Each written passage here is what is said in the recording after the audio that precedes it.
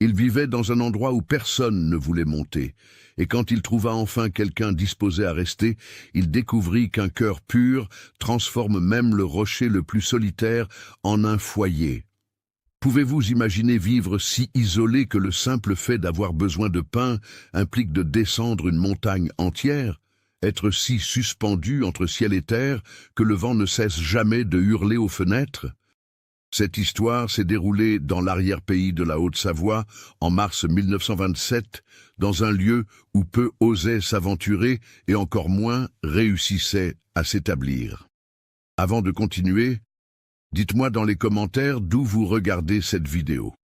Cela aide énormément la chaîne à grandir et me motive à vous raconter d'autres histoires émouvantes comme celle-ci. Et si vous aimez les récits réels de résilience et d'amour véritable, abonnez-vous et activez la cloche pour ne manquer aucune vidéo. Maintenant, venez avec moi, car cette histoire va vous bouleverser du début à la fin. Henri de Lamarre avait 32 ans et vivait seul dans une maison qui ressemblait plus à un châtiment qu'à un héritage.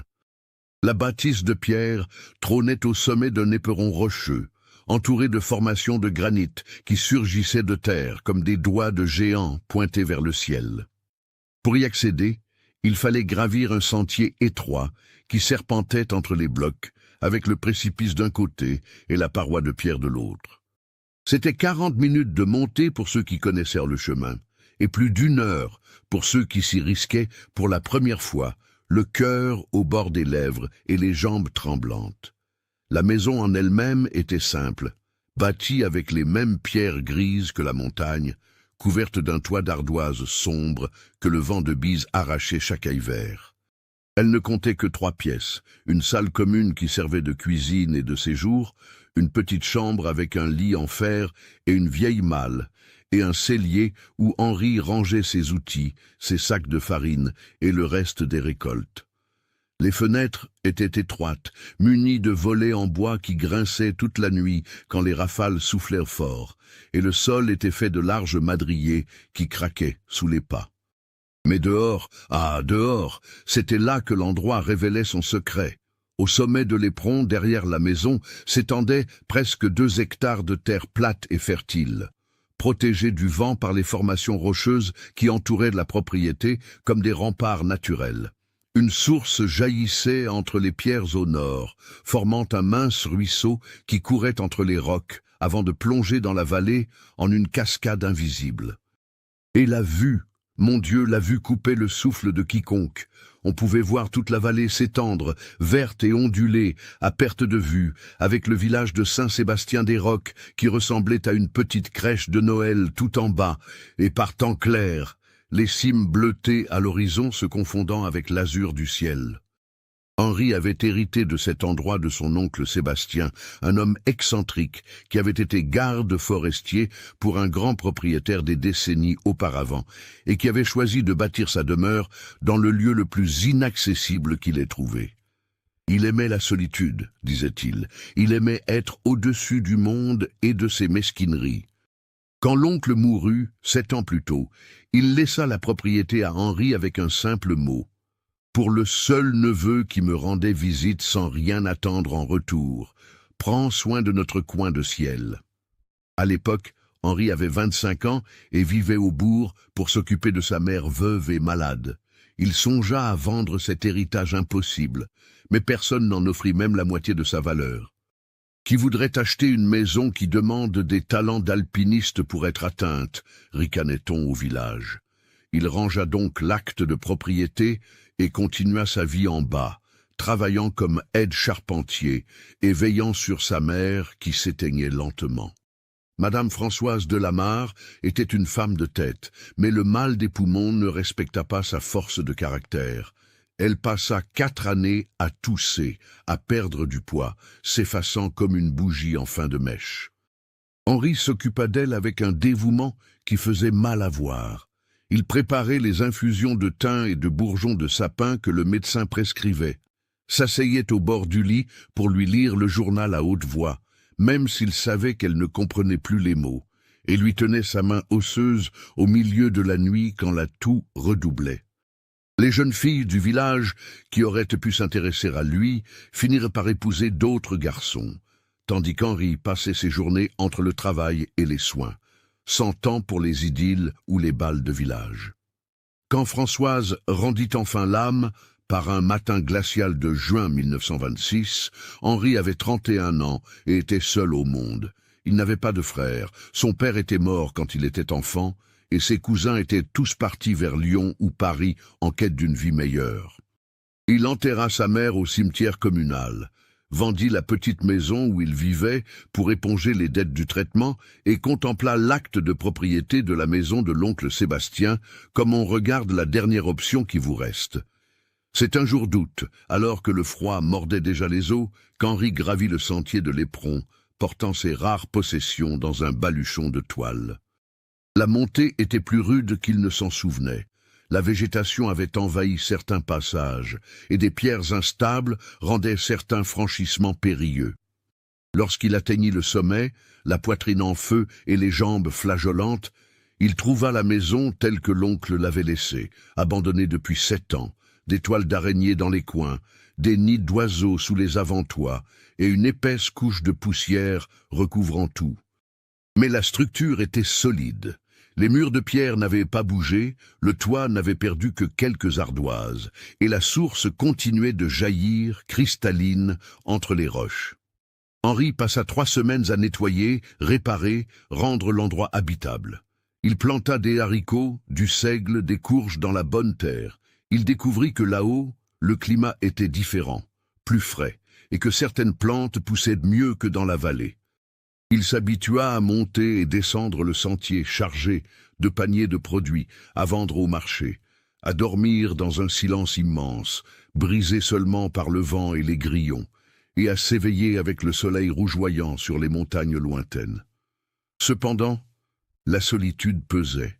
Henri n'était pas un homme de grands discours, il ne l'avait jamais été, mais il n'était pas fait pour vivre comme un ours solitaire. Préparer à manger pour quelqu'un d'autre lui manquait, tout comme partager l'émerveillement d'un coucher de soleil ou entendre une voix humaine qui ne soit pas la sienne résonnant contre les murs de pierre. Il commença à descendre au village plus souvent, non plus seulement pour vendre ses légumes, mais pour se sentir à nouveau membre de l'humanité. C'est lors d'une de ces descentes, en février 1927, qu'il croisa Madame Amélie Perrin sur le parvis de l'église. Madame Amélie était connue à Saint-Sébastien-des-Rocs comme la meilleure marieuse de la région. On disait qu'elle avait un œil clinique pour assortir les gens, et de fait, elle avait uni au moins 15 couples qui vivaient heureux depuis des années. C'était une femme d'une 60aine d'années, veuve, corpulente, au sourire facile et à la langue bien pendue. « Henri, mon fils, tu as l'air d'avoir besoin de compagnie, » lui dit-elle sans détour, après les salutations d'usage. « As-tu songé à trouver une épouse ?» Henri sentit son visage s'échauffer. « J'y pense tous les jours, Madame Amélie, » admit-il. « Mais qui voudra d'un homme qui vit là où je vis ?» Madame Amélie plissa les yeux avec intérêt. « Où vis-tu exactement ? J'ai entendu dire que tu avais hérité de la demeure insolite de ton oncle Sébastien. » Henri confirma et expliqua qu'il y résidait depuis plusieurs mois. Madame Amélie resta silencieuse un moment, pesant le pour et le contre. Puis elle déclara qu'elle connaissait quelques jeunes femmes de bonne famille qui étaient en âge de se marier et n'avaient pas encore trouvé de mari. Ce n'étaient ni les plus belles ni les plus riches, précisa-t-elle avec franchise, mais elles étaient laborieuses et avaient bon cœur. Henri ne voudrait-il pas qu'elle lui présente quelques candidates ? Le cœur d'Henri fit un bond. « Je le voudrais bien, » répondit-il en essayant de ne pas paraître trop désespéré. « Mais elles doivent savoir où j'habite. Je ne veux tromper personne. » Madame Amélie balaya son inquiétude d'un geste de la main. « La bonne personne ne s'en souciera pas, mon fils. Ce qui compte, c'est l'homme, pas la maison. » Elle fixa rendez-vous au samedi suivant, disant qu'elle amènerait la première candidate pour rencontrer Henri et découvrir la propriété. Henri passa la semaine entière à astiquer la maison comme jamais auparavant. Il balaya 3 fois, frotta le sol jusqu'à ce que les madriers brillent, lava les rideaux que l'oncle avait laissés et qui étaient jaunis par le temps, arracha les mauvaises herbes autour de la bâtisse et tenta même de réparer les volets qui grinçaient trop. Il planta des fleurs sauvages dans une caisse en bois près de la porte. Il voulait que l'endroit paraisse accueillant, et non seulement isolé et sévère. Le samedi, il descendit le sentier tôt le matin et attendit au pied de la montagne comme convenu. Madame Amélie arriva vers midi, accompagnée d'une femme nommée Joseph.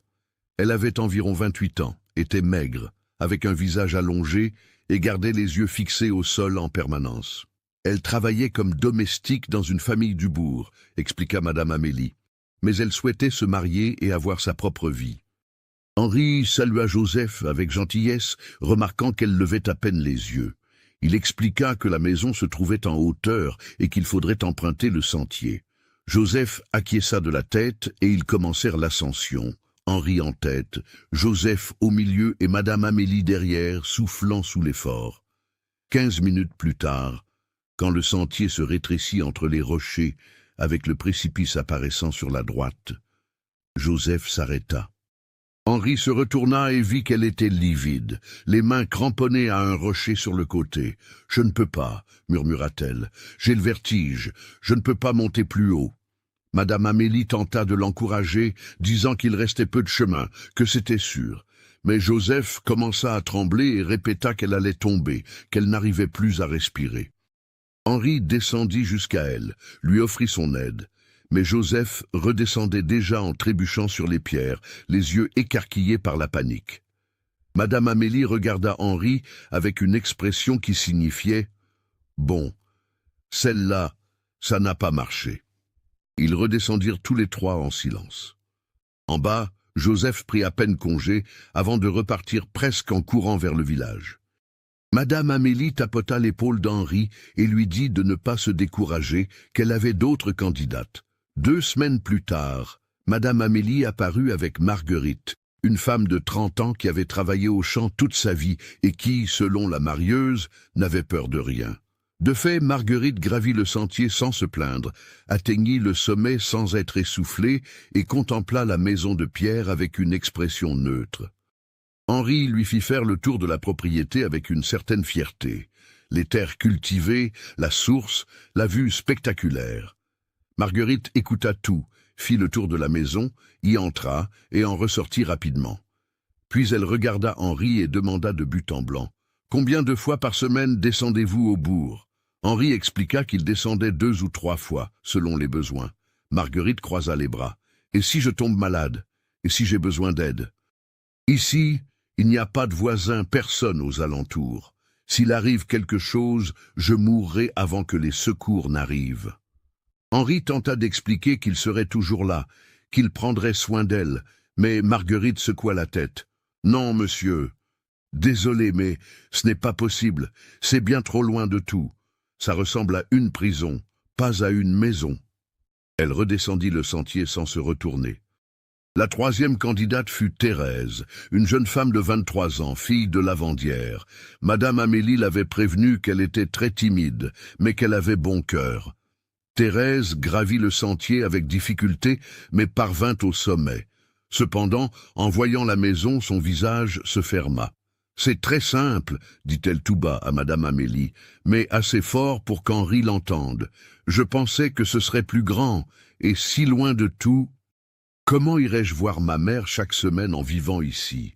Madame Amélie tenta de faire valoir que la jeune femme pourrait descendre quand elle le voudrait, mais Thérèse secouait déjà la tête. « Ma mère est seule et a besoin de moi. Je ne peux pas vivre dans un endroit qui demande presque 1 heure pour atteindre le village. Désolé, monsieur Henri, mais ça ne se fera pas. » Il y eut 5 candidates au total. La 4e n'atteignit même pas le sommet, abandonnant à mi-chemin en déclarant que ce n'était pas un endroit pour des humains, mais pour des chamois. La 5e monta, vit la maison, et commenta à haute voix qu'elle avait imaginé quelque chose de mieux, qu'un homme vivant dans un lieu aussi étrange devrait au moins avoir une grande demeure pour compenser. Après le 5e rejet, Henri remercia Madame Amélie, mais lui demanda de ne plus amener personne. Je ne veux plus subir cette humiliation, dit-il d'une voix lasse. Je crois que je resterai seul finalement. Cet endroit n'est pas fait pour n'importe qui, je le comprends maintenant. Madame Amélie resta silencieuse sur le chemin du retour, mais Henri remarqua qu'elle semblait contrariée. C'était une femme têtue, elle n'acceptait pas facilement la défaite, mais même elle semblait avoir compris que ce cas était trop difficile. Henri retourna dans sa maison sur l'Éperon et tenta de se convaincre qu'il n'avait besoin de personne, qu'il était bien seul, qu'il avait la terre, le ciel et sa liberté. Mais les nuits devinrent plus longues, le silence plus pesant, et il se surprenait à se parler à lui-même juste pour entendre une voix humaine briser la solitude des pierres. C'est un après-midi de mars, presque un mois après le dernier rejet, qu'Henri descendit au marché du village pour vendre ses légumes.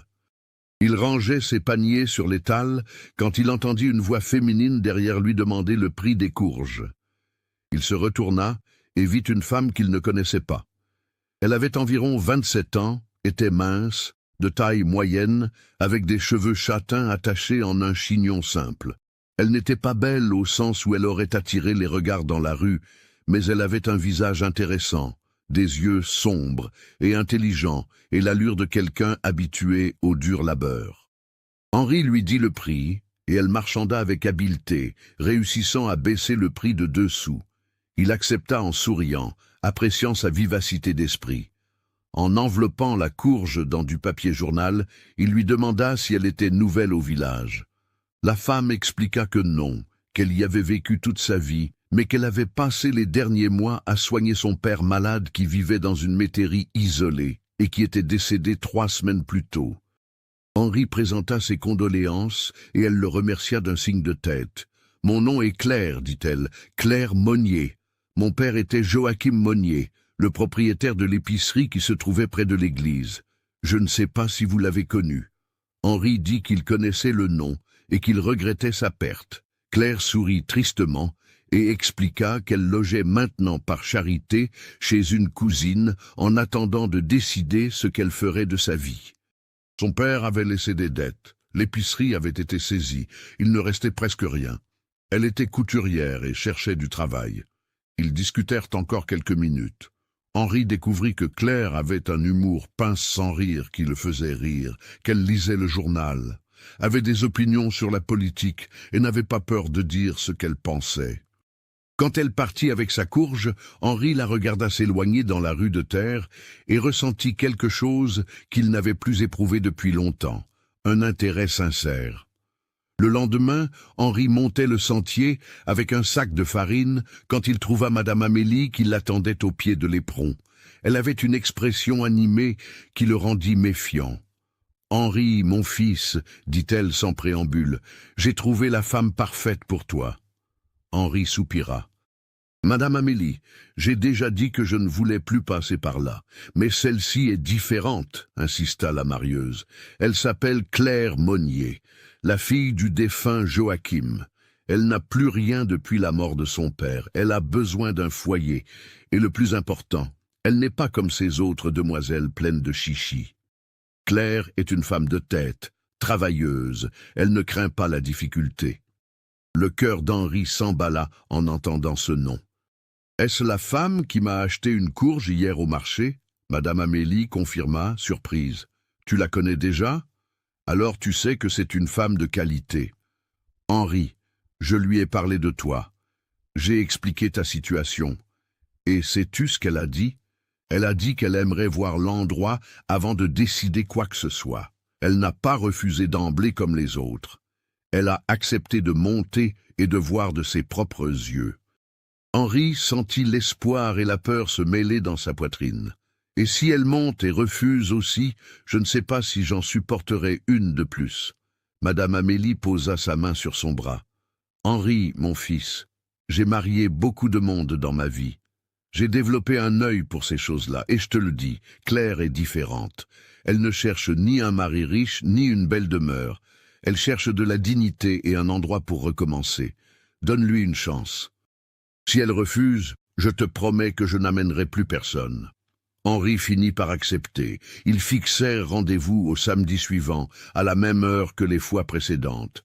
Mais cette fois-ci, Henri ne nettoya pas la maison frénétiquement et n'essaya pas de cacher la simplicité du lieu.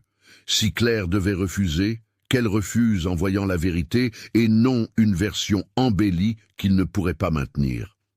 Le samedi se leva avec un ciel pur et un vent frais. Henri descendit le sentier et trouva Madame Amélie et Claire qui l'attendaient. Claire portait une robe simple en coton bleu, les cheveux attachés, et portait un sac en toile en bandoulière. En voyant Henri, elle sourit légèrement. « Bonjour, monsieur Henri. Madame Amélie m'a parlé de l'endroit où vous vivez. Je suis curieuse. » Henri salua les deux femmes et expliqua que l'ascension était rude, qu'elle prendrait au moins 40 minutes et que le sentier se rétrécissait par endroits. Claire regarda l'éperon qui se dressait au-dessus d'eux et dit simplement « Alors partons tout de suite avant que le soleil ne soit trop fort. » Ils commencèrent la montée. Henri ouvrait la marche, Claire suivait de près et Madame Amélie fermait la file en soufflant. Pendant les 15 premières minutes, le sentier était large et relativement facile. Claire montait d'un pas ferme, ne se plaignait pas, observait tout avec attention. Henri expliquait les points de repère du chemin, ce rocher en forme de champignon, cet arbre tordu, l'endroit où la source jaillissait entre les mousses avant de disparaître à nouveau entre les rochers. Quand ils arrivèrent au passage étroit, là où le précipice apparaissait à droite et la paroi de pierre à gauche, Henri s'arrêta et prévint « C'est la partie la plus difficile. Ne regardez pas en bas si vous avez le vertige. Si besoin, vous pouvez me tenir la main. » Claire s'approcha du bord et regarda la vallée en bas. Henri s'attendit à ce qu'elle crie ou recule, mais Claire resta là, immobile, le vent agitant les mèches de cheveux qui s'échappèrent de son chignon, les yeux fixés sur le paysage vertigineux. « Quelle vue magnifique !» dit-elle enfin. « On voit le monde entier d'ici. » Madame Amélie arriva essoufflée et saisit le bras de Claire. « Fais attention, ma fille, c'est dangereux de rester si près du bord. » Mais Claire ne semblait pas effrayée. Elle paraissait fascinée.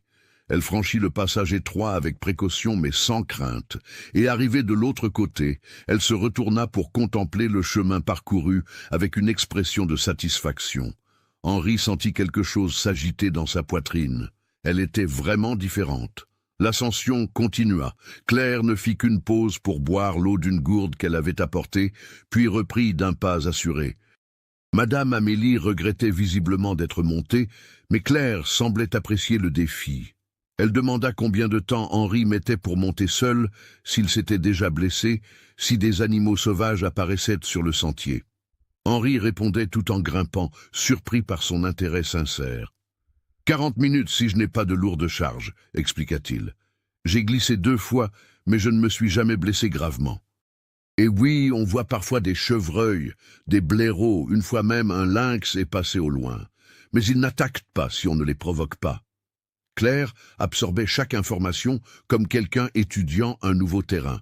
Quand ils atteignirent enfin le sommet, elle s'arrêta sur la dernière marche naturelle de pierre et resta immobile à contempler. La maison de pierre se dressait devant elle, solide et sobre contre le ciel bleu. Sur les côtés, les formations rocheuses s'élevaient comme des protectrices, et au-delà, la terre plate et fertile s'étendait, verte, la source brillait au soleil, et la vue sur la vallée coupait le souffle. Madame Amélie se laissa tomber sur une pierre pour se reposer. Claire fit quelques pas en avant, lentement, observant tout. Elle ne dit rien pendant un long moment. Henri resta là, retenant sa respiration, attendant le verdict. Finalement, Claire se tourna vers lui. « Puis-je voir l'intérieur de la maison ?» Henri acquiesça et la conduisit à la porte. Il l'ouvrit et la laissa entrer la première.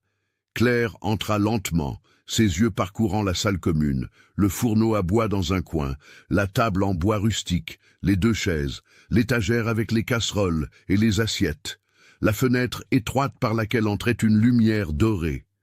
Elle passa dans la chambre, vit le lit en fer, la malle, l'autre fenêtre avec vue sur les rochers. Elle alla au cellier, remarqua les sacs de farine, les outils bien rangés, les paniers vides.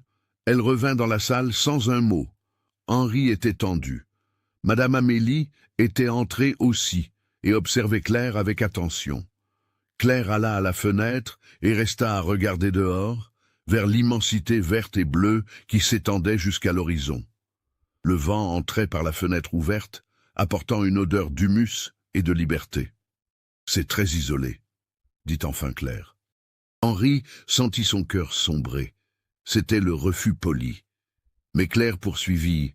« Loin de tout, difficile d'accès, une maison simple, une vie rude. » Elle se tourna pour lui faire face. « Mais c'est honnête, c'est vrai. Il n'y a pas de mensonge dans cet endroit. » Henri ne sut que répondre. Claire regarda autour d'elle une fois de plus, puis dit quelque chose qu'il n'oublierait jamais. « J'ai vécu toute ma vie au village, toujours entourée de monde, toujours dépendante du bon vouloir des autres. J'ai perdu mon père, ma maison, je me suis retrouvée sans rien et j'ai dû dormir dans un coin du salon chez une cousine qui veut à peine de moi. Cet endroit est peut-être isolé, mais il n'est pas humiliant. C'est rude, mais ce n'est pas une prison. Et la vue, mon Dieu, la vue me donne l'impression de pouvoir respirer pour la première fois depuis des mois. » Le silence qui suivit était lourd de sens. Madame Amélie regardait Claire puis Henri avec un sourire naissant. Henri n'arrivait pas à croire ce qu'il entendait. « Êtes-vous en train de dire que vous acceptez ?» demanda-t-il d'une voix rauque. Claire prit une profonde inspiration. « Je dis que je veux essayer, si vous le voulez bien, bien sûr. Je ne suis pas une demoiselle de famille riche, je ne sais pas si je suis ce que vous cherchez, mais je suis travailleuse, je sais coudre, cuisiner, m'occuper du potager. Et je n'ai peur ni de la hauteur ni de la solitude. J'ai peur de vivre sans dignité. » Henri sentit ses yeux le brûler. « Vous êtes exactement ce que je cherche, » dit-il, sa voix plus émue qu'il ne l'aurait voulu. « Quelqu'un qui voit cet endroit comme je le vois. Non comme un châtiment, mais comme une possibilité. » Madame Amélie frappa une fois dans ses mains, satisfaite. « Alors c'est décidé, je vais m'occuper des bancs. Quand voulez-vous vous marier ?» Claire et Henri se regardèrent. C'était la première fois que leurs yeux se rencontraient vraiment, sans hâte, sans crainte. Et à cet instant, au sommet de cet éperon impossible, avec le vent qui soufflait et le monde qui s'étendait à leurs pieds, naquit quelque chose qu'aucun des deux n'attendait, la possibilité fragile et vertigineuse que peut-être, juste peut-être, ils ne seraient plus aussi seuls qu'ils le pensaient. Le mariage eut lieu 3 semaines plus tard, lors d'une cérémonie simple à l'église de Saint-Sébastien-des-Rocs. Claire portait une robe blanche qu'elle avait elle-même cousue en travaillant des nuits durant. Un tissu modeste, mais une coupe impeccable, qui témoignait de son habileté à l'aiguille. Henri avait emprunté le costume de M. Auguste, le notable du bourg, et se sentait mal à l'aise avec son col serré, mais heureux d'une manière qu'il ne pouvait dissimuler. Madame Amélie pleura pendant toute la cérémonie, fière comme si elle avait uni le couple du siècle. Il n'y avait que 10 personnes présentes, la cousine de Claire qui semblait soulagée de se débarrasser d'une hôte indésirable, 2 voisins d'Henri du temps où il vivait avec sa mère, le curé, Madame Amélie, Monsieur Auguste et son épouse, et 2 curieux entrés dans l'église juste pour voir le mariage de l'homme de la montagne avec la femme qui avait accepté de monter. Après la cérémonie, il n'y eut pas de fête. Claire n'avait pas de famille à recevoir, Henri n'avait pas d'argent pour un banquet, et tous deux préféraient cela ainsi, sans tapage.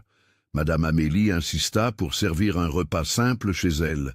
Un poulet au pot, du riz, des légumes et un gâteau de Savoie qu'elle avait fait elle-même. Ils mangèrent tous ensemble, discutèrent peu, et quand le soleil commença à décliner, Henri regarda Claire et dit doucement « Il est temps de monter avant que la nuit ne tombe. » Claire acquiesça, remercia Madame Amélie pour le repas et pour toute son aide, prit son baluchon qui ne contenait que 3 rechanges, son nécessaire de couture, un châle qui avait appartenu à sa mère et une vieille Bible. Henri portait un autre baluchon avec les provisions achetées au village, farine, sel, fromage, sucre, bougies. L'ascension fut silencieuse. Le mariage avait rendu tout cela officiel, réel, effrayant. Ils étaient maintenant mari et femme. Ils allèrent partager une maison, un lit, une vie. Ils se connaissaient à peine. Henri marchait devant avec son baluchon sur le dos, Claire suivait avec le sien, et tous deux semblaient perdus dans leurs pensées. Quand ils atteignirent le sommet, le soleil se couchait déjà derrière les cimes lointaines, teignant le ciel d'orange, de rose et de pourpre. Claire s'arrêta sur la dernière marche de pierre et contempla le spectacle des couleurs se déversant sur la vallée. Henri s'arrêta à ses côtés, regardant lui aussi. Ils restèrent là, immobiles, côte à côte, deux inconnus mariés depuis quelques heures, partageant un silence qui était presque confortable. « Est-ce ainsi tous les jours ?» demanda Claire à voix basse. « Quand il n'y a pas de nuages, oui, » répondit Henri. « Parfois même plus beau. » Claire sourit légèrement. Alors la montée en valait la peine, rien que pour ça. Henri sentit une chaleur dans sa poitrine à ce commentaire. Il porta les baluchons à l'intérieur, tandis que Claire restait encore un moment à contempler le ciel. Quand elle entra, il avait déjà allumé la lampe à pétrole et mettait du bois dans la cuisinière. « Je vais faire du café, » dit-il avec un peu de gêne. « Tu dois être fatigué de la montée. » Claire posa son sac dans un coin. « Laisse-moi faire. Tu as aussi grimpé avec une lourde charge. » Ils restèrent là, à se regarder, aucun des deux ne sachant exactement comment agir. Finalement, Henri dit « On peut le faire ensemble. Tu fais le café, je chauffe de l'eau pour que tu puisses te débarbouiller si tu veux. » Claire accepta, et c'est ainsi qu'ils commencèrent leur première nuit de mari et femme, se partageant de petites tâches, apprenant à occuper le même espace. Henri lui montra où il rangeait les choses. Claire réorganisa quelques casseroles d'une manière qui lui semblait plus logique, et il ne s'en plaignit pas. Ils burent leur café avec du pain que Madame Amélie leur avait donné, mangèrent du fromage et discutèrent de petites choses pratiques, la source, l'heure à laquelle ils se levaient, ce qu'ils plantaient, ses jours de marché. Au moment de se coucher, l'embarras revint. Henri offrit le lit à Claire et dit qu'il dormirait dans la salle. Claire secoua la tête. « Nous sommes mariés, Henri. Tu n'as pas besoin de dormir par terre à cause de moi. Le lit est assez grand pour deux. » Ils dormirent donc ensemble pour la première fois, chacun sur son bord, une distance respectueuse entre les corps, écoutant la respiration de l'autre dans le noir. Le vent sifflait doucement aux fenêtres, et au loin, une chouette ululait. Henri resta éveillé longtemps, conscient de la présence de Claire à ses côtés, de la chaleur qui émanait d'elle, du son apaisant de son souffle. Finalement, il s'endormit et fit de beaux rêves pour la première fois depuis des années. Claire s'éveilla au premier rayon de soleil, traversant l'étroite fenêtre. Henri s'était déjà levé. Elle entendait du bruit dans la salle et l'odeur du café frais. Elle se leva, se coiffa, se lava le visage dans la cuvette qu'il avait préparée et sortit de la chambre. Henri mettait du pain à griller sur le dessus du fourneau. « Bonjour » dit-il sans la regarder, visiblement timide. « J'ai refait du café. » Claire le remercia et s'assit à la table. Ils prirent leur petit déjeuner en silence, mais ce n'était pas un silence pesant, c'était le silence de ceux qui apprennent encore à se parler. Ensuite, Henri dit qu'il devait travailler au potager, désherber et arroser. Claire demanda si elle pouvait aider. Il parut surpris mais accepta. Ils allèrent ensemble aux cultures. Le soleil du matin était doré et frais, le vent plus calme que durant la nuit. Henri montra ce qu'il y avait à faire. Claire retroussa les manches de sa robe et se mit à l'ouvrage. Elle n'y connaissait pas grand-chose en agriculture, mais elle avait les mains habiles et apprenait vite. Henri la corrigeait si nécessaire, lui montrant comment arracher les mauvaises herbes sans abîmer les plants, comment tâter la terre pour savoir si elle avait besoin d'eau. Ils travaillèrent toute la matinée côte à côte. Claire transpirait, tachait sa robe de terre, mais ne se plaignit pas une seule fois. Quand ils s'arrêtèrent pour se reposer vers midi, elle avait le visage rougi par le soleil et l'effort, des mèches de cheveux collées sur le front. Mais elle souriait.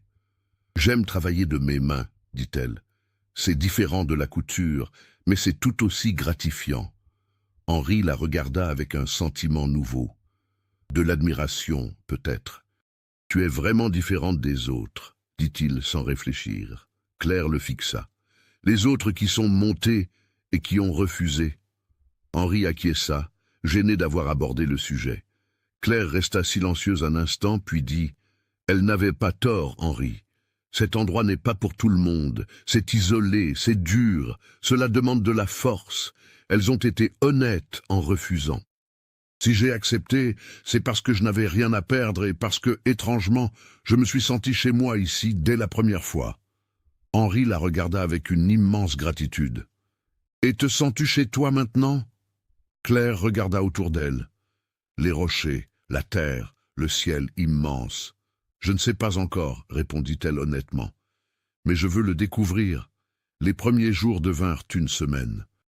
Claire se levait tôt, aidait Henri au potager, puis rentrait coudre tandis qu'il continuait ses travaux. Elle avait apporté son matériel et commença à améliorer leur quotidien. Elle ravauda les chemises de travail d'Henri, ajusta sa propre robe trop lâche et cousit de nouveaux rideaux pour les fenêtres en utilisant des chutes qu'elle avait conservées. Henri remarquait chaque petit changement. La maison se transformait, devenait plus accueillante. Les nouveaux rideaux laissaient entrer la lumière tout en protégeant du vent froid de la nuit. Claire avait placé des fleurs des champs dans un pot en terre sur la table. Elle avait réorganisé le cellier de manière plus rationnelle. Et elle cuisinait bien, mieux que lui, assaisonnant les plats avec des herbes qu'elle cueillait près de la source. Le soir, après le dîner, il s'asseyait sur le porche qu'Henri avait construit devant la maison. Là, avec le monde s'étendant dans l'obscurité en bas et les étoiles brillant au-dessus, il parlait. Claire racontait sa vie avec son père, comment elle avait appris la couture avec sa mère décédée quand elle était enfant, les livres qu'elle avait empruntés à la bibliothèque de la paroisse. Henri racontait l'oncle Sébastien, ses soins à sa mère, ses années de solitude sur cet éperon. « Si tu aimes lire, je peux te ramener des livres du village, » proposa Henri. « Il y a une petite bibliothèque au presbytère. Le curé laisse emprunter. » Claire sourit, reconnaissante. « J'adorerais. Cela fait longtemps que je n'ai rien lu de nouveau. Abonnez-vous et activez la cloche pour ne pas manquer les prochains chapitres de cette histoire. » La deuxième semaine, Henri descendit au marché en emmenant Claire pour la première fois en tant qu'épouse. La descente était plus facile que la montée, mais prenait tout de même du temps. Au marché, les gens regardèrent Claire avec une curiosité mal dissimulée. « La femme qui a accepté les rocs », chuchotait-on, « celle qui n'a pas eu peur de monter. » Claire ignorait les regards et aidait Henri à vendre les produits. Elle avait le contact facile, discutait avec les clientes, marchandait avec brio, et à la fin du marché, ils avaient vendu plus qu'Henri n'en vendait seul d'ordinaire. Sur le chemin du retour, il le lui fit remarquer, et Claire haussa les épaules. « Une femme qui achète à une femme achète toujours plus, » expliqua-t-elle. « Elles ont davantage confiance. » Henri rit. « Tu es trop maligne pour moi. » Claire le regarda du coin de l'œil. « Est-ce un compliment ou une plainte ?»« Un compliment, » répondit Henri sérieusement. « Définitivement un compliment. » Claire sourit, et ils continuèrent à gravir le sentier côte à côte. Henri remarqua qu'elle connaissait déjà le chemin par cœur, qu'elle n'hésitait plus sur les pierres, qu'elle se fatiguait moins. Elle s'habituait. Elle devenait plus forte. Elle devenait une véritable femme des rocs. Ce fut lors de la 3e semaine que survint le premier moment de réelle intimité. Henri réparait le toit, qui avait quelques ardoises déchaussées, travaillant sous un soleil de plomb. Claire était à l'intérieur en train de coudre, mais en le voyant sur le toit par la fenêtre, elle s'inquiéta. Elle sortit et cria « Henri, descends de là! Le soleil est trop fort, tu vas te trouver mal !» Henri regarda en bas, vit Claire protégeant ses yeux de sa main, son visage inquiet, et sentit quelque chose s'agiter dans sa poitrine. « J'ai presque fini !» cria-t-il en retour. Mais Claire ne céda pas. « Descends tout de suite. » Ça peut attendre cet après-midi quand le soleil sera plus bas. Henri obéit, surpris par sa fermeté. Quand il descendit de l'échelle, Claire avait déjà apporté de l'eau fraîche de la source et un linge humide. « Assieds-toi là », ordonna-t-elle en désignant le banc à l'ombre. Henri obéit à nouveau et Claire passa le linge humide sur son visage, son cou, essuyant la sueur et la poussière. Son geste était doux mais assuré. « et Henri resta immobile, conscient de ses mains sur sa peau, de l'odeur de savon et de romarin qu'elle dégageait, de la proximité de leur corps. « Tu dois mieux prendre soin de toi, » dit Claire doucement. « Ça ne sert à rien de travailler comme un forcené pour finir malade. » Henri la regarda, ses yeux sombres si proches des siens, et dit d'une voix rauque, « Ça fait longtemps que personne n'a pris soin de moi comme ça. » Claire cessa son mouvement, le regarda fixement. « Eh bien, maintenant il y a quelqu'un. Habitue-toi. » Le moment s'étira, chargé de quelque chose de nouveau, que ni l'un ni l'autre ne savait encore nommer. Finalement, Claire recula, rangea le linge et rentra. Henri resta assis sur le banc, le cœur battant plus vite que la normale, comprenant que quelque chose avait changé entre eux. Ils n'étaient plus des inconnus partageant une maison. Ils devenaient autre chose. Quelque chose de plus profond. Cette nuit-là, quand ils se couchèrent, la distance entre eux s'était réduite. Pas de beaucoup, mais assez pour qu'Henri sente la chaleur de Claire plus proche. Il s'endormit avec le sourire aux lèvres. La 4e semaine apporta la première grosse tempête depuis que Claire était montée. Le vent commença à souffler fort le jeudi après-midi, des nuages noirs s'amoncelèrent sur les sommets, et avant que le soleil ne se couche, l'orage éclata avec fureur. Ce n'était pas une pluie ordinaire, c'était un véritable déluge, avec des éclairs déchirant le ciel, un tonnerre qui faisait trembler la bâtisse, et un vent qui emportait tout ce qui n'était pas solidement arrimé. Henri ferma les volets, attacha ce qu'il put à l'extérieur, rentra les poules dans le cellier. Claire l'aidait, mais il remarqua qu'elle était tendue, les yeux écarquillés à chaque coup de tonnerre trop proche. « Tu as peur de l'orage » demanda-t-il. Claire admit que oui, qu'elle l'avait toujours eu. Enfant, elle se cachait sous son lit jusqu'à ce que ça passe. Henri ressentit une immense tendresse pour elle. « Ici haut, les tempêtes sont plus fortes qu'en bas, » prévint-il. « Le vent frappe de plein fouet. Mais la maison est solide, elle a traversé des dizaines d'orages. Elle tiendra. » Claire acquiesça, mais quand la tempête redoubla et que le vent se mit à hurler comme une bête sauvage, elle devint livide. Henri le vit et fit ce qu'il n'avait pas encore osé. Il lui tendit la main. « Viens, dit-il, asseyons-nous ensemble jusqu'à ce que ça passe. » Ils s'assirent par terre dans la salle, adossés au mur de pierre, loin des fenêtres. Henri tenait la main de Claire, la sentant trembler à chaque coup de tonnerre. Après un craquement particulièrement fort qui fit vibrer toute la maison, Claire se rapprocha, appuya sa tête sur son épaule. Henri resta immobile, le cœur battant à tout rompre, et lentement, avec précaution, il passa son bras autour de ses épaules. Claire se blottit contre lui, et ils restèrent ainsi, enlacés au sol, tandis que l'orage faisait rage au dehors. Henri sentait ses cheveux frôler son cou, son corps trembler contre le sien, et comprit que ce n'était pas seulement Claire qui avait besoin de cette étreinte. Lui aussi. Il avait besoin de tenir quelqu'un, d'être tenu, de sentir qu'il n'était pas seul, face à la fureur du monde. La tempête dura 3 heures. Quand elle s'apaisa enfin, et que le silence revint, brisé seulement par l'eau s'égouttant du toit, Claire leva la tête et regarda Henri. « Merci, dit-elle tout bas, de m'avoir tenu. » Henri la regarda, ses yeux sombres si proches, ses lèvres entr'ouvertes, et faillit se pencher pour l'embrasser. Mais il n'osa pas. C'était trop tôt, elle ne le voulait peut-être pas, cela pourrait gâcher ce qu'il bâtissait. Alors il dit simplement « Chaque fois que tu en auras besoin », mais cette nuit-là, quand ils se couchèrent, Claire ne resta pas sur son bord du lit. Elle se mit au milieu, et Henri se mit au milieu lui aussi, et quand ils s'éveillèrent le matin, ils étaient enlacés, leurs corps emmêlés, d'une manière qui s'était faite durant le sommeil, sans décision consciente. Aucun des deux ne fit de commentaires, mais aucun ne s'écarta brusquement non plus. Ils restèrent ainsi quelques minutes, profitant de la chaleur partagée, avant de se lever pour commencer la journée. Ce fut à la 5e semaine que leur vie montagnarde connut sa première intrusion extérieure sérieuse.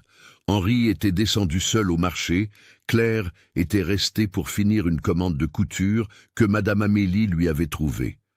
Quand il revint en fin d'après-midi, il n'était pas seul. Il était accompagné d'un homme que Claire ne connaissait pas. L'homme avait environ 35 ans. Il était grand, bien mis, avec des vêtements de bon drap et des bottes de cuir sans aucun accroc. Il portait une moustache soignée, un chapeau à large bord et l'allure de quelqu'un habitué à être obéi. Il gravissait le sentier avec une difficulté évidente, essoufflé, mais déterminé. Claire sortit de la maison en entendant les voix.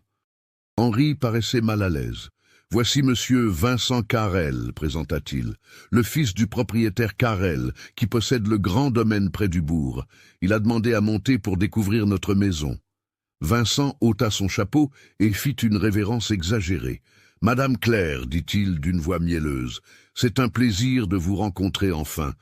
J'ai beaucoup entendu parler de vous au village. » Claire sentit un pincement au cœur. Elle connaissait ce nom. Vincent Carrel avait demandé sa main 4 ans plus tôt, quand son père était encore en vie et que l'épicerie prospérait. À l'époque, elle avait refusé car Vincent était connu pour boire trop et malmener son personnel. Son père avait soutenu sa décision, disant qu'il préférait voir sa fille célibataire que mal mariée. « Le plaisir est partagé, monsieur Vincent, » dit Claire avec une politesse froide. « Qu'est-ce qui vous amène ?» Vincent regarda autour de lui, la maison simple, les rochers, l'isolement. « J'ai appris que vous aviez épousé Henri, et je suis venu m'assurer que tout allait bien. Une dame comme vous vivant dans un endroit si rustique. » J'étais inquiet. Henri se raidit aux côtés de Claire. Elle le remarqua et posa sa main sur son bras, un geste discret mais sans équivoque. « Je vais très bien, merci de votre sollicitude.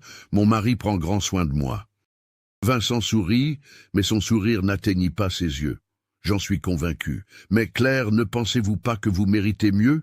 Une demeure confortable au bourg, des domestiques, une vie sociale? Vous avez toujours été une femme raffinée, habituée à la civilisation. » Henri allait répliquer, mais Claire pressa son bras, demandant le silence. Elle fit un pas en avant et fixa Vincent. « Monsieur Vincent, j'ai choisi d'être ici. Personne ne m'y a forcé, personne ne m'a trompé. J'ai vu cet endroit, j'ai gravi ce sentier, j'ai rencontré cet homme, et j'ai décidé que c'était là que je voulais être. Si cela vous paraît étrange, j'en suis navré, mais je n'ai besoin ni de votre compréhension, ni de votre approbation. » Vincent devint sérieux. « Vous dites cela maintenant, mais attendez que l'hiver arrive. Attendez de tomber malade sans médecin à proximité. Attendez que la solitude pèse vraiment. Quand cela arrivera, sachez que mon offre tient toujours. Je peux vous donner la vie que vous méritez. » Claire sentit la colère monter. « J'ai la vie que je mérite, monsieur Vincent. Et elle se trouve ici même, sur cet éperon, avec mon mari. Je vous remercie de votre visite, mais je crois qu'il vaut mieux que vous redescendiez avant que la nuit ne tombe. Le sentier est périlleux dans l'obscurité. » Vincent remit son chapeau, fit une autre révérence ironique et commença sa descente. Henri et Claire restèrent là à le regarder partir. Quand il disparut au détour du sentier, Henri se tourna vers Claire. « Tu le connaissais ?» Claire raconta la demande en mariage des années plus tôt, son refus et la réputation de Vincent. Henri écouta tout en silence. Quand elle eut fini, il demanda tout bas. « Est-ce que tu regrettes de m'avoir choisi plutôt que quelqu'un comme lui ?» Claire regarda Henri, son visage honnête, ses mains calleuses, ses yeux qui la regardaient avec la peur de perdre quelque chose de précieux. « Non, » répondit-elle fermement, « pas une seule seconde. Vincent a peut-être une grande demeure et de l'argent, mais tu as quelque chose qu'il n'aura jamais, de la décence. » Henri sentit sa poitrine se serrer d'émotion. Il attira Claire à lui dans un mouvement brusque et l'enlaça fort. Claire répondit à son étreinte, ses bras autour de sa taille, son visage contre son torse. Ils restèrent ainsi sur le porche, tandis que le soleil se couchait derrière les cimes et que le vent soufflait doucement. Cette nuit-là marqua un changement définitif entre eux. Quand ils allèrent se coucher, il n'y eut plus d'hésitation. Ils s'allongèrent ensemble, leurs corps proches, et pour la première fois depuis leur mariage, Henri embrassa Claire. Ce fut un baiser hésitant au début, leurs lèvres se touchant avec précaution. Mais quand Claire répondit, le baiser se fit plus profond, plus pressant, chargé de semaines de tensions accumulées. Ils s'écartèrent, essoufflés. Henri appuya son front contre le sien. « Je suis en train de tomber amoureux de toi, » murmura-t-il. « Ce n'était pas prévu, mais c'est ce qui arrive. » Claire sourit dans le noir. « Qui a dit que ce n'était pas prévu ?» murmura-t-elle en retour. « Moi aussi, je tombe amoureuse de toi, Henri, depuis ce jour où tu as passé le linge humide sur mon visage, peut-être même avant. » Henri rit doucement. « C'était quand tu as pris soin de moi sous le soleil. C'est là que j'ai compris. Cette nuit-là, leur mariage de raison se transforma en quelque chose de réel. Ils devinrent mari et femme au sens plein, non seulement sur le papier, mais corps et âme. Et quand l'aube se leva, teignant le ciel de rose et d'or, ils s'éveillèrent enlacés, heureux d'une manière qu'aucun des deux n'avait imaginé possible. Les semaines suivantes furent une période d'un bonheur presque irréel. Ils travaillaient ensemble le jour, mangeaient ensemble, riaient ensemble, et la nuit s'aimaient avec l'intensité de ceux qui découvrent un trésor qu'ils ne savaient pas chercher. La maison sur les rocs cessa d'être un lieu isolé pour devenir un refuge où le monde ne pouvait les atteindre. Mais la réalité ne laisse jamais personne tranquille, éternellement. À la 10e semaine de leur mariage, Claire commença à avoir des nausées matinales. Au début, elle pensa avoir mangé quelque chose de mauvais, mais quand le malaise persista pendant une semaine, elle sut. Elle le dit à Henri un soir, après le dîner, la voix tremblante de nervosité. Henri resta silencieux un long moment, puis il prit ses mains dans les siennes. « Un bébé, dit-il, comme pour tester les mots. Nous allons avoir un bébé. » Claire confirma. « J'ai peur, Henri, ici, si loin de tout. Et s'il arrive un malheur, et si j'ai besoin d'un médecin ?» Henri serra ses mains. « Nous descendrons au village quand le moment approchera. Nous pourrons loger chez Madame Amélie. Elle a déjà proposé son aide. Et d'ici là, je prendrai soin de toi. Tu ne manqueras de rien. » Claire prit une profonde respiration et acquiesça. Henri l'enlaça et ils restèrent ainsi, deux corps unis au sommet de l'éperon, avec une vie nouvelle commençant entre eux, effrayés mais ensemble. L'hiver arriva en force en juin. Le froid sur les rocs était intense, le vent coupait comme une lame et le givre blanchissait tout au matin. Mais Henri avait préparé la maison. Il avait colmaté les fentes des fenêtres, empilé assez de bois pour 3 mois, récolté tout ce qu'il pouvait avant les premières gelées sévères. Claire était enceinte de 3 mois, son ventre encore discret mais présent, et elle passait ses journées à coudre des brassières de bébé et des couvertures en patchwork, tandis qu'Henri travaillait.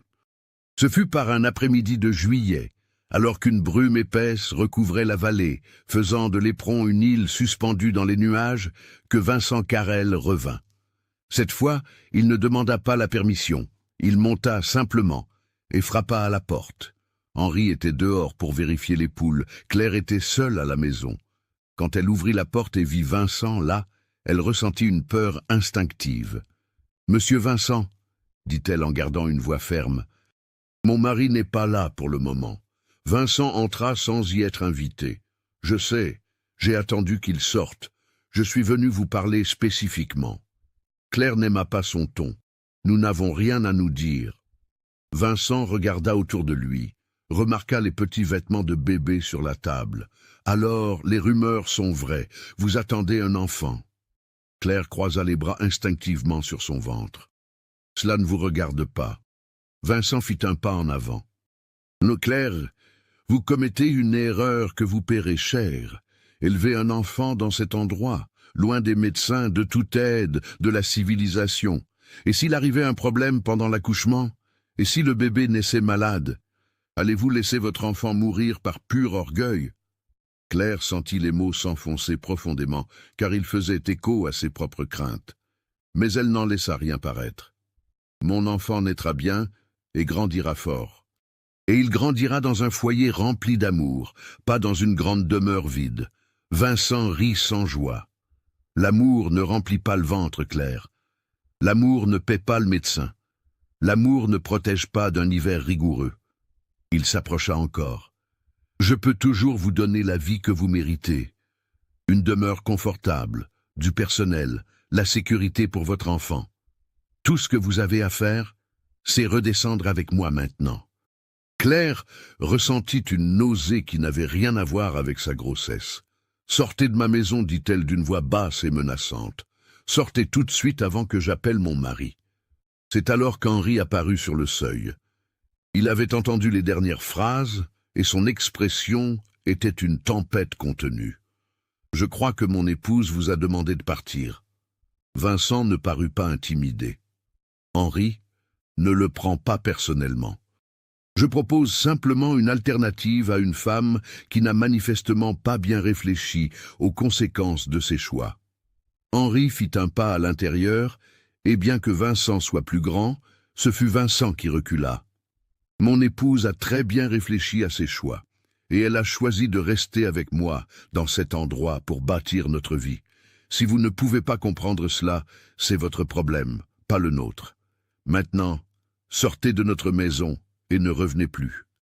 La prochaine fois, je ne serai pas aussi poli. » Vincent regarda Henri puis Claire, comprit qu'il avait perdu et sortit en claquant la porte. Henri attendit d'entendre ses pas s'éloigner sur le sentier avant de se tourner vers Claire. « Il t'a fait du mal ?» Claire secoua la tête, mais elle tremblait. Henri l'attira dans ses bras. « Il a raison sur une chose, » murmura Claire contre son torse. « Et s'il arrive un problème à l'accouchement? Et si notre enfant a besoin d'une aide que nous ne pouvons pas lui donner ici ?» Henri prit son visage entre ses mains.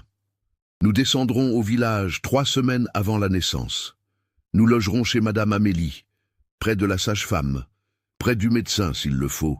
Je ne laisserai rien de mal t'arriver, ni à toi, ni à notre enfant. Je te le promets. » Claire lut une vérité absolue dans ses yeux. Elle acquiesça, l'enlaça en retour et décida de faire confiance. Confiance en lui, en eux, dans l'amour qu'ils avaient bâti sur cet éperon impossible. L'hiver resta rude, mais ils l'affrontèrent ensemble. Il y avait des nuits où le vent hurlait si fort qu'ils arrivaient à peine à dormir, des matins où l'eau de la source était recouverte d'une couche de glace, des après-midi où la brume était si épaisse qu'ils ne voyaient pas à 3 mètres. Mais ils savaient l'un l'autre, ils avaient du bois pour le feu, des provisions en réserve, et plus précieux encore, ils avaient un but commun. Ils bâtissaient une famille, créaient une vie nouvelle, dans un lieu que le monde jugeait impossible pour le bonheur. Et plus l'hiver se faisait dur, plus ils se rapprochaient, plus le monde d'en bas semblait lointain et irréel, plus leur petit univers au sommet de l'éperon devenait complet. Claire chantait en cousant, Henri sifflotait en travaillant, et quand ils s'asseyaient ensemble sur le porche abrité du vent, regardant la brume recouvrir la vallée, ils savaient qu'ils avaient fait le bon choix. Ils savaient qu'ils avaient trouvé l'un en l'autre ce qui ne s'achète pas, ne s'hérite pas, ne se mendie pas, un véritable sentiment d'appartenance. La grossesse de Claire progressa à travers l'hiver et atteignit le printemps. En septembre, avec un ventre désormais imposant et des mouvements du bébé de plus en plus vigoureux, Henri commença les préparatifs pour la descente. Madame Amélie avait confirmé qu'il pouvait rester chez elle aussi longtemps que nécessaire, et la sage-femme la plus expérimentée de la région, Madame Jacinthe, était déjà prévenue. Cependant, avant leur départ, un événement survint qui allait tout changer. C'était un matin de fin septembre. Le soleil chauffait déjà, mais l'air gardait la fraîcheur nocturne. Henri creusait près de la source, souhaitant agrandir le bassin pour faciliter l'accès à l'eau. Claire était à l'intérieur, préparant les derniers bagages. La pioche d'Henri heurta quelque chose de solide qui n'était pas de la pierre. Il fronça les sourcils, dégagea la terre avec précaution, et vit alors une boîte métallique, rouillée par le temps mais intacte. Son cœur s'accéléra. Il finit de déterrer le coffret et le sortit. Il était lourd, de la taille d'une petite malle, avec un loquet oxydé, mais encore fonctionnel. « Claire !» appela-t-il d'une voix pressante. « Viens voir ça !» Claire sortit de la maison et le rejoignit avec difficulté à cause de son ventre. En voyant la boîte, elle écarquilla les yeux. « Qu'est-ce que c'est ?»« Je ne sais pas. Je l'ai trouvé en creusant ici. » Henri tenta d'ouvrir le loquet, mais il était grippé. Il prit un outil, força délicatement, et le mécanisme finit par céder. Il souleva le couvercle lentement, et tous deux restèrent sans voix. À l'intérieur se trouvaient des documents enroulés, quelques pièces d'or anciennes, et une lettre scellée à la cire rouge, brisée par le temps. Henri prit la lettre les mains tremblantes. L'encre était passée, mais encore lisible. Il lut à haute voix. La lettre était de l'oncle Sébastien, écrite des années avant sa mort.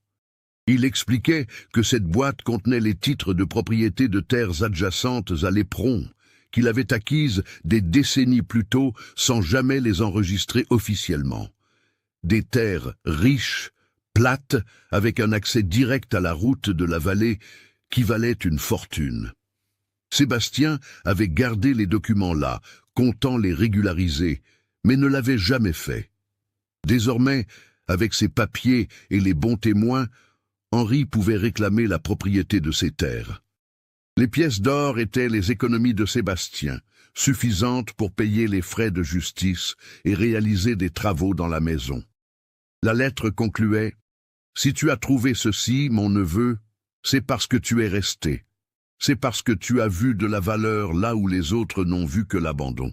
Ces terres sont ta récompense pour n'avoir pas renoncé à notre coin de ciel. » Claire et Henri restèrent silencieux, assimilant la nouvelle. Puis Claire se mit à rire, des larmes coulant sur son visage. « Ton oncle avait enterré un trésor et tu ne le savais même pas. » Henri riait lui aussi, incrédule. Il a toujours été excentrique. Il a dû s'amuser à cacher ça ici, espérant que je creuserais au bon endroit. Mais cette découverte apportait un dilemme. Les terres adjacentes se trouvaient dans la vallée, près de la route. Avec elles, il pourrait bâtir une maison neuve, plus accessible, plus confortable. Il pourrait quitter l'Éperon, mener une vie plus facile. Vincent avait raison sur les périls de l'isolement, surtout avec un bébé en route. Henri et Claire discutèrent pendant des heures cette nuit-là. La tentation était réelle. Une maison neuve, la sécurité pour l'enfant. Mais en même temps, cet éperon était devenu leur véritable foyer. C'est là qu'ils s'étaient aimés, là qu'ils avaient bâti quelque chose de précieux.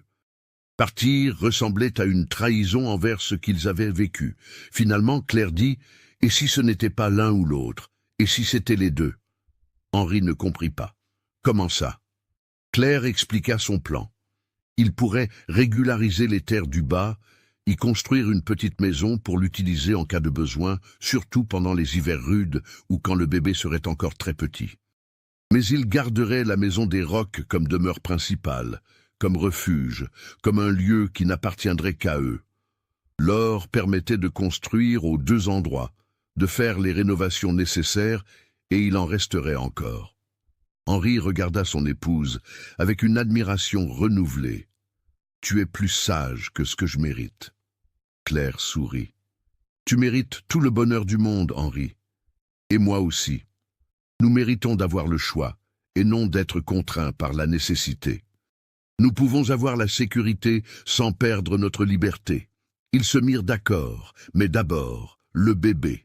3 jours plus tard, ils descendirent au bourg avec le strict nécessaire. La descente fut lente, Claire s'arrêtait souvent. Henri portait tout et lui tenait le bras dans les passages délicats. Arrivée au pied de la montagne, Claire se retourna vers le sommet qu'on apercevait à peine, et sentit son cœur se serrer. « Nous reviendrons », murmura-t-elle, comme une promesse. Madame Amélie les accueillit avec des embrassades et des pleurs. Elle installa Claire dans la meilleure chambre, prépara des plats spéciaux, appela Madame Jacinthe pour l'examiner. Tout allait bien, le bébé était bien placé, il naîtrait probablement dans 2 semaines. Henri passa les jours suivants au village pour régler les papiers de l'héritage. Avec l'aide d'un notaire recommandé par Madame Amélie, il commença les démarches. L'homme de loi confirma que les titres étaient authentiques et que bien que cela prendrait quelques mois, les droits d'Henri étaient garantis. Les pièces d'or furent estimées et valaient bien plus qu'espéré, assez pour assurer leur confort pour des années. La nouvelle se répandit au village. Henri, l'indigent des Rocs, avait hérité de terres précieuses et d'or. Ceux qui s'étaient moqués le saluaient maintenant dans la rue. Les femmes qui avaient refusé de monter faisaient des remarques sur le fait d'avoir rejeté l'offre trop vite. Vincent Carrel apprit les rumeurs et se présenta chez Madame Amélie un après-midi. Claire était seule, Henri était aux formalités. Vincent resta sur le seuil, chapeau à la main, l'air sombre. « C'est donc vrai ?» dit-il sans préambule. « Vous êtes riche maintenant. » Claire continuait de coudre sans lever les yeux. « Nous ne sommes pas riches. Nous avons un peu plus de sécurité qu'avant. » « C'est tout. » Vincent entra d'un pas. « Claire, j'ai été sot. Je n'ai pas su voir votre valeur quand j'en avais la chance. Je vois maintenant que vous êtes une femme extraordinaire, forte, intelligente, courageuse. Si vous... » Claire l'interrompit enfin en levant les yeux. « Si je quoi, Vincent? Si je quittais mon mari maintenant que nous avons de l'argent? Si j'oubliais que vous m'avez proposé de l'aide non par bonté, mais par désir de posséder ce que vous ne pouviez avoir ?» Elle se leva avec peine, la main sur son ventre rond. « Je n'ai pas accepté votre offre quand je n'avais rien. Pourquoi pensez-vous que je l'accepterais maintenant ?»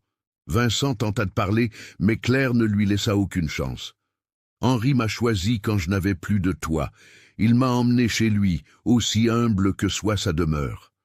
Il m'a respecté, aimé, m'a redonné ma dignité, et je l'ai choisi, lui, non pour l'argent ou la position, mais parce que j'ai vu en lui ce que vous n'aurez jamais, une bonté véritable.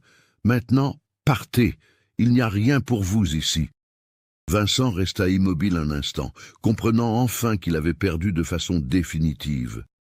Il partit sans un mot. Claire se rassit, ses mains tremblant légèrement. Quand Henri arriva peu après, elle lui raconta l'échange. Il l'enlaça et lui dit « Tu es la femme la plus forte que je connaisse. » Les jours passèrent et la tension monta à mesure que le terme approchait.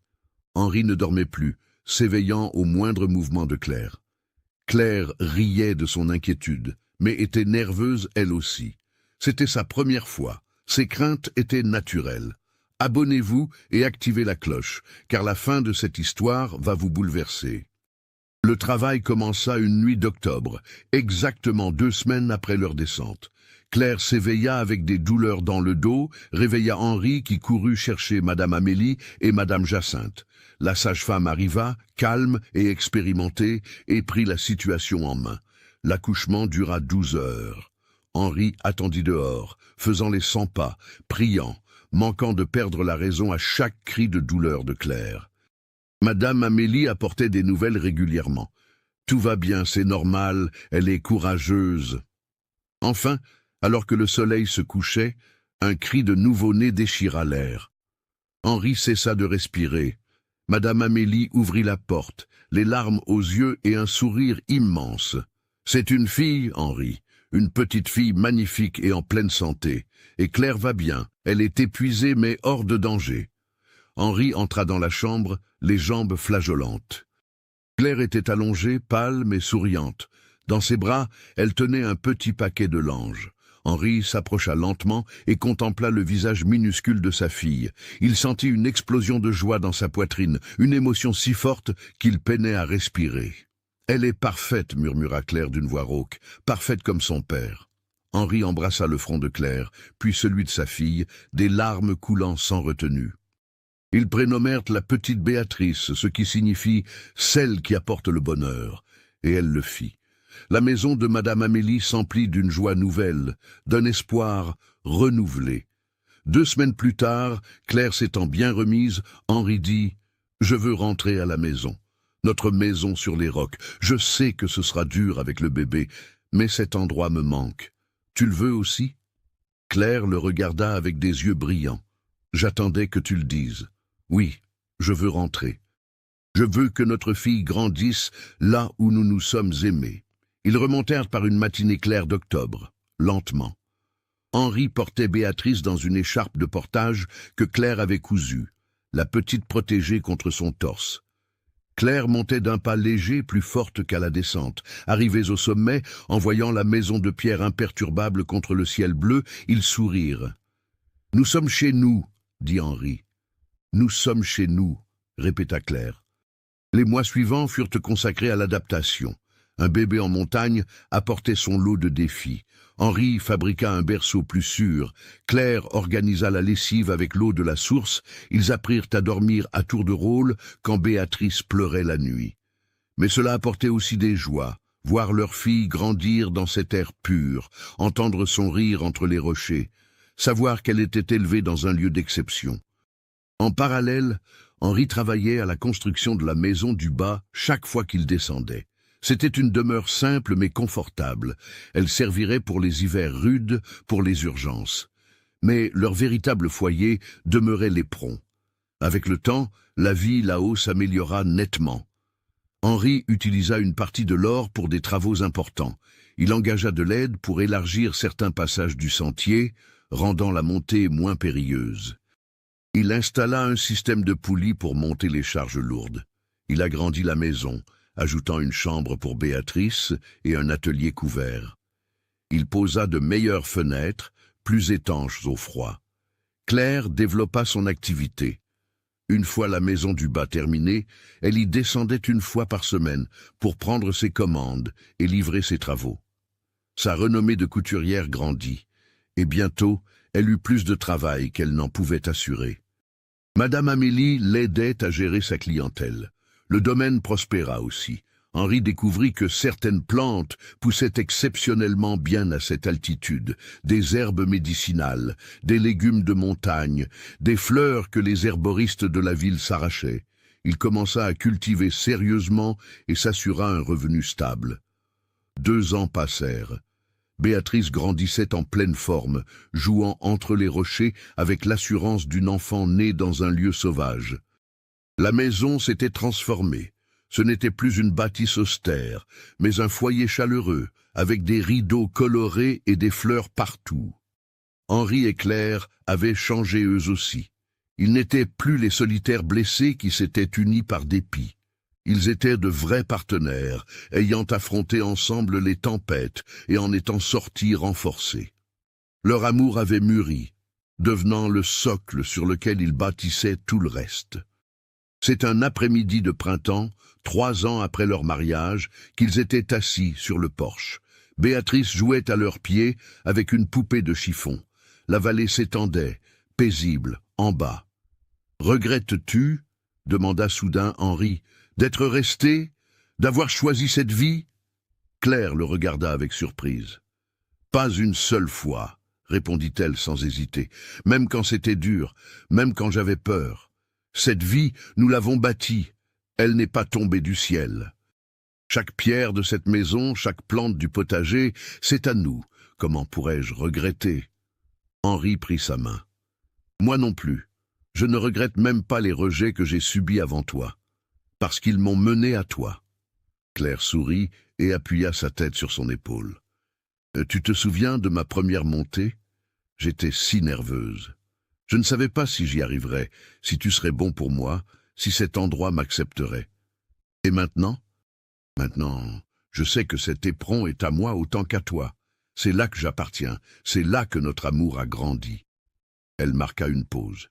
« Sais-tu ce qui est drôle? Les autres femmes qui ont refusé, elles ont vu la difficulté et le danger. Je les ai vues aussi, mais j'ai vu autre chose, j'ai vu une possibilité. J'ai vu un homme qui offrait non pas ce qu'il possédait, mais tout ce qu'il était. Et cela a fait toute la différence. » Henri embrassa ses cheveux. « Tu m'as sauvé de la solitude, tu m'as donné une famille, un but. Et toi, tu m'as sauvé de l'humiliation, tu m'as donné un foyer, de l'amour. » Elle le regarda dans les yeux. « Nous nous sommes sauvés l'un l'autre, Henri, à parts égales. » Ils restèrent dans un silence paisible. Béatrice s'était endormie contre sa mère. « Sais-tu à quoi je pense ?» dit Claire après un moment. « Je me dis que les gens du bourg doivent penser que nous avons eu de la chance. » Avec l'héritage, l'or, les terres, Henri acquiesça. Ils le pensent, en effet. Claire rit doucement. Mais la vérité, c'est que la chance n'est qu'une infime partie de tout cela. La chance nous a donné un peu d'argent. Mais c'est nous qui avons construit le reste. C'est nous qui avons gravi cette montagne chaque jour. C'est nous qui avons tenu bon pendant l'hiver. Nous qui avons choisi de rester quand nous aurions pu partir. C'est vrai, approuva Henri. L'héritage a aidé, mais il n'a pas changé l'essentiel. Même sans cela, nous serions heureux ici. Peut-être avec plus de peine, mais heureux. Claire hocha la tête. Parce que le bonheur n'était pas dans l'or enterré. Il était dans le fait de s'éveiller l'un à côté de l'autre, de travailler ensemble, de contempler cette vue et de savoir qu'elle est à nous, d'élever notre fille dans un lieu choisi par amour et non par commodité. Le soleil se couchait dans un éclat de couleurs. Henri regarda ce paysage qu'il connaissait par cœur, puis il regarda Claire, son profil baigné de lumière dorée, et ressentit une gratitude infinie. « Je t'aime », dit-il simplement, « plus chaque jour qui passe. » Claire se tourna vers lui, les yeux brillants. « Je t'aime aussi, pour l'homme que tu es. J'aime cet endroit parce qu'il est tien. J'aime la vie que nous avons faite parce qu'elle est nôtre. » Ils s'embrassèrent tandis que le soleil disparaissait, leur fille dormant à leurs pieds, le vent chantant doucement. Et à cet instant, au sommet de cet éperon que tous avaient dédaigné, ils savaient qu'ils possédaient ce que tout le monde cherche. Un foyer véritable, un amour véritable, bâti pierre après pierre, jour après jour, choix après choix. Les années passèrent encore. L'histoire d'Henri et de Claire devint une légende à Saint-Sébastien-des-Rocs. On racontait aux voyageurs l'histoire de l'homme de la montagne et de la femme courageuse qui était restée. On parlait de cet amour né dans l'isolement, de cette famille qui avait prospéré là où personne n'y croyait. Vincent Carrel finit par épouser la fille d'un riche éleveur, un mariage d'intérêt qui les rendit tous deux amers. Chaque fois qu'il croisait Claire au village, il détournait le regard. Claire n'éprouvait pas de colère, seulement de la pitié. Il avait eu l'occasion de choisir l'amour et il avait choisi le paraître. Madame Amélie devint la grand-mère de cœur de Béatrice, lui rendant visite dès qu'elle le pouvait, bien que la montée devienne ardue avec l'âge. Elle disait en riant qu'elle avait réussi là son plus beau mariage, prouvant que parfois l'improbable est ce qu'il y a de plus juste. Les travaux sur le sentier permirent à de vrais amis de leur rendre visite. Et tous ceux qui voyaient la maison, le jardin et cette famille rayonnante repartaient transformés. Ils comprenaient qu'un foyer n'est pas une question de luxe, mais d'appartenance, de choix, d'un amour qui résiste à l'épreuve. Henri continua ses cultures, Claire sa couture, et ensemble ils menèrent une vie simple mais riche. Oui, l'hiver restait rude. Oui, le sentier restait fatigant. Oui, il y avait des jours où ils se disaient que la vie au bas serait plus aisée. Mais ils remontaient toujours, parce que c'est là qu'ils s'étaient trouvés, là qu'ils s'étaient construits, là qu'ils s'éveillaient avec le monde à leurs pieds et le ciel si proche qu'ils semblaient pouvoir le toucher. C'était leur foyer. Une nuit d'hiver, 5 ans après leur union, Henri était allongé avec Claire dans ses bras. Il repensa à tout, aux 5 femmes qui avaient refusé, à ce sentiment de rejet et de solitude qu'il avait éprouvé. Puis il pensa à Claire apparaissant ce jour-là, montant le sentier avec détermination, regardant l'impossible et y voyant un avenir. Il pensa à la façon dont une seule personne qui voit votre valeur peut tout changer. Comment l'amour n'a pas besoin d'un décor de rêve, mais de cœur vaillant. « Tu dors » murmura-t-il. « Non » répondit Claire. « Pourquoi » Henri la serra plus fort. « Je voulais juste te remercier, d'être resté, de m'avoir vu, d'avoir transformé ma solitude en paradis. » Claire se tourna vers lui. « Henri, tu n'as jamais compris, n'est-ce pas? Je n'ai rien transformé, le paradis était déjà là, il m'a juste fallu des yeux pour le voir. » Elle toucha son visage. « Les autres femmes ont vu une maison modeste, un sentier dangereux, l'isolement. Moi, j'ai vu un homme honnête, une terre fertile, la liberté. La différence n'était pas dans ce que tu offrais, elle était dans mon regard. » Henri fut bouleversé. « Penses-tu que nous aurions été heureux n'importe où? Ou cet endroit est-il une part de nous ?» Claire réfléchit. « Je pense que nous aurions été heureux n'importe où, parce que nous nous avons l'un l'autre. Mais cet endroit est spécial. Il nous a testés, et nous avons vu que nous étions forts. Il nous a isolés du monde, et nous avons appris que nous nous suffisions. Cet endroit est le symbole de ce que nous sommes. Rude, improbable, mais vrai. Henri l'embrassa tendrement. « Je suis l'homme le plus chanceux du monde. » Claire rit doucement. « Ce n'est pas de la chance, mon amour, c'est un choix. Tu m'as choisi, je t'ai choisi, et nous nous choisissons chaque jour. Ce n'est pas de la chance, c'est de l'amour. » Ils restèrent ainsi, au sommet de leur éperon, sachant qu'ils possédaient ce que peu trouvent, un foyer conquis, un amour éprouvé. Les années continuèrent de défiler. Béatrice grandit, aimant ce lieu autant que ses parents. La maison connut encore des améliorations, mais garda son âme. Henri et Claire vieillirent ensemble, leurs cheveux blanchissant, leurs mains se marquant davantage, mais leur amour s'approfondissant sans cesse. Ils finirent par monter le sentier plus lentement, s'arrêtant plus souvent, mais ils montaient toujours, parce que c'était chez eux. Et quand ils s'asseyaient sur le porche, ils revenaient toujours à la même histoire, celle de l'homme honnête du lieu impossible, que toutes avaient dédaigné, mais qu'une seule avait su aimer. Et cette femme avait tout changé.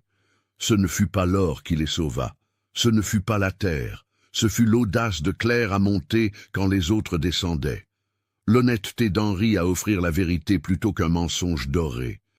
L'amour né entre deux âmes solitaires qui s'étaient guéries mutuellement.